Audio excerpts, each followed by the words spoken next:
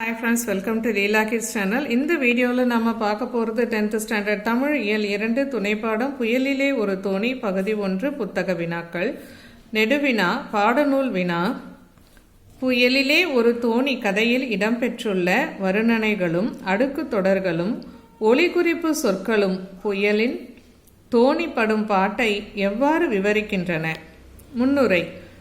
சிங்காரம் அவர்களின் புயலிலே ஒரு தோணி புலம்பெயர் தமிழர்கள் பற்றிய முதல் புதினம் கடற்கூத்து என்னும் பகுதியில் தோணிப்படும் பாட்டை விவரிக்கின்றனர். வர்ணனைகள். வெயில் மறைந்து புழுங்கிற்று, மேகப்பொதிகள் கும்மிருட்டாய் நிற்க அலைகள் முழுமுழுவென நெளிந்தன, இடி முழக்கத்துடன் மின்னல் வானை பிளந்தன, புயல் மழையில் தொங்கான் தாவி குதித்து தத்தளித்தது.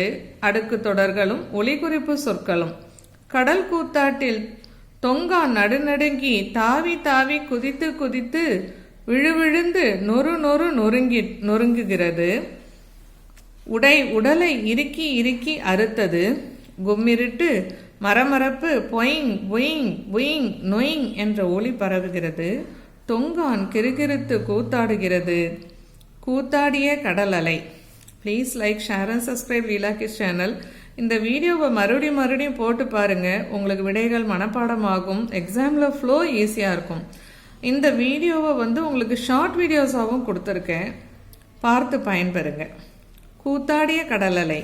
பாண்டியன் எழுந்தான், எங்கெங்கோ இடுக்குகளில் முடங்கி கிடந்த உருவங்கள் தலை தூக்கின, மலைத்தொடர் போல் அலைகள் மோதின, கடல் வெறி கூத்தாடுகிறது, கும்மிருட்டு சிலு சிலு மரமரப்பு பொயிங் பொயிங் யுயிங் நொயிங் என்ற ஒளி பரவுகிறது, தொங்கான் சுழன்று கிறுகிறுத்து கூத்தாடுகிறது. கடற்கூத்து. கடற்கூத்து எவ்வளவு நேரம் நீடித்தது என்று கணக்கிட முடியவில்லை. மறுநாள் காலையில் சூரிய வெளிச்சம் தோன்றியது. முடிவுரை. கடற்கூத்து பின் 5ஆம் நாள் பினாங்கு துறைமுகத்தை அடைந்தனர். இப்புதினத்தில் இடம்பெற்றுள்ள வர்ணனைகளும் அடுக்கு தொடர்களும் ஒலிகுறிப்பு சொற்களும் புயலில் தோணிப்பட்ட பாட்டை எடுத்துரைத்தன. கற்பவை கற்றபின். நீங்கள் எதிர்கொண்ட இயற்கை இடர் குறித்து விவரித்து எழுதுக. மழை, வெள்ளம், புயல், வறட்சி.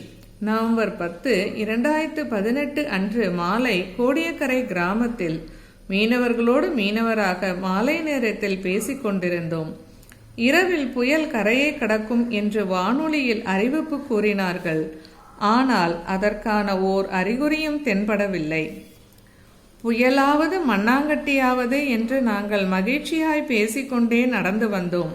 இரவு உணவை மகிழ்வாக உண்டுவிட்டு உறங்க சென்றோம். இரவு 11:30 மணி இருக்கும். அதிபயங்கர காற்று வீசத் தொடங்கியது. மரங்கள் எல்லாம் மடமடவென விழுந்தன. என் வீட்டின் மேலே பெரிய மரங்கள் சாய்ந்தன. 2 அறைகள் சுவரோடு கீழே சாய்ந்தன. நான் உயிர் பிழைப்பேனா என்ற அச்சத்துடன் நடுநடுங்கிக் கொண்டிருந்தேன்.